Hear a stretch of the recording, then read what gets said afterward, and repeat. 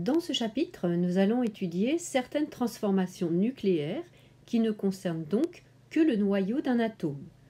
Je vous ai rappelé comment on symbolisait le noyau d'un atome. On indique le nom de l'élément chimique. On indique le nombre de nucléons, grand A, encore appelé nombre de masse. Et on indique également ce qu'on appelle le numéro atomique ou nombre de protons s'il s'agit d'un atome. Et on verra qu'avec une appellation plus large, Z correspond à ce qu'on appelle le nombre de charges. Le film La vallée de la stabilité vous a expliqué que la cohésion des nucléons dans le noyau était assurée par des interactions fortes, interactions faibles, et que certains isotopes sont instables. Donc ils cherchent à devenir stables grâce à des transformations. Alors ces transformations, elles sont spontanées, elles sont inéluctables, ce qui veut dire qu'elles arriveront forcément à un moment donné, et elles sont aléatoires. Ça signifie que si vous avez un échantillon avec des noyaux radioactifs, vous ne pouvez pas prévoir lesquels se transformeront. Je vous ai mis l'adresse d'une simulation qui peut vous montrer plus en détail ce diagramme ZN. Alors ce diagramme permet en fait de référencer l'ensemble des noyaux connus. Donc, je vous montre à quoi ressemble cette simulation. En fait, déjà, quand on zoome, on peut réussir à voir combien d'isotopes a un élément chimique. Et par exemple, dans le cas de l'oxygène, là, on voit que l'oxygène a 3 isotopes stables. Et puis, ce diagramme nous permet de savoir quel est le type de radioactivité pour chacun des isotopes. Les différents types de radioactivité étaient explicités dans l'autre film, donc je ne vais pas trop insister, je vais juste revenir sur la façon dont on écrit les équations des transformations nucléaires. Lors de la radioactivité alpha, la particule qui est émise, c'est une particule alpha qui correspond en fait à un noyau d'hélium 4. Donc ça concerne plutôt des noyaux assez lourds qui se débarrassent quand même de 4 nucléons d'un coup. Quand on écrit l'équation, on doit respecter ce qu'on appelle la conservation du nombre de masse. Donc ici, conservation du nombre de masse, ça concerne les 238 nucléons qu'on avait au départ.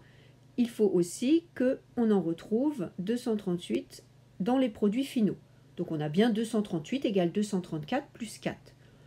On a par ailleurs la conservation de ce qu'on appelle le nombre de charges.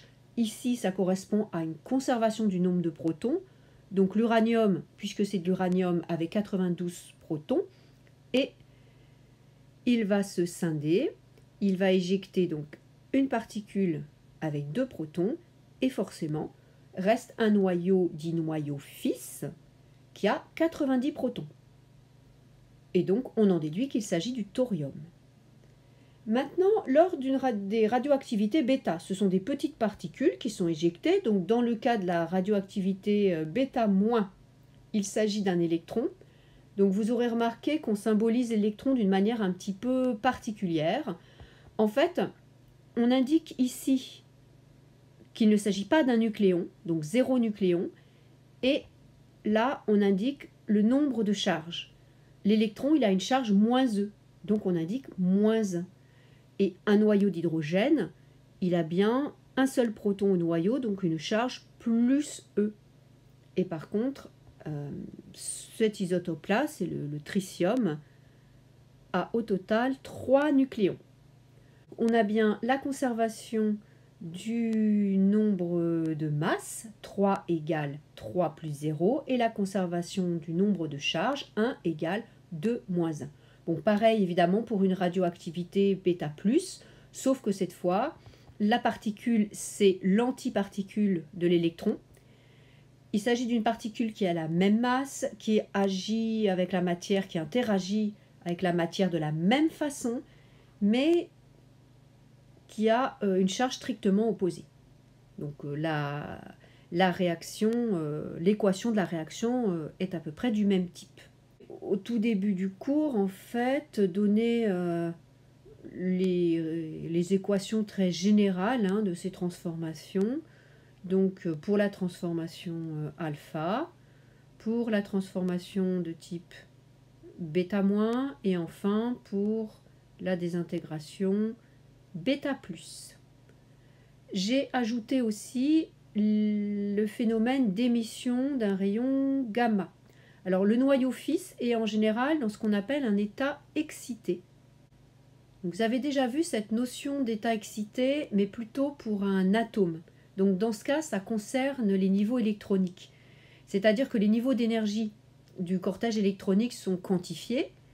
Donc si l'atome se trouve dans un état excité, il peut ensuite se désexciter et revenir à un état fondamental en libérant un photon. Et ce photon, pour un atome, il peut être dans le visible. Alors, le noyau, lui aussi, possède en fait des états d'énergie qui sont quantifiés, sauf que le pas de quantification, la différence d'énergie entre les deux niveaux n'est pas la même, et donc quand le noyau se désexcite, il émet un photon de longueur d'onde très courte, ce qui correspond donc à une très grande fréquence, et donc à un photon de très très grande énergie. Donc là, on n'est plus dans le domaine du visible, ni même de l'ultraviolet, on va se trouver dans le domaine des rayons gamma. Et donc, on parle de désexcitation gamma.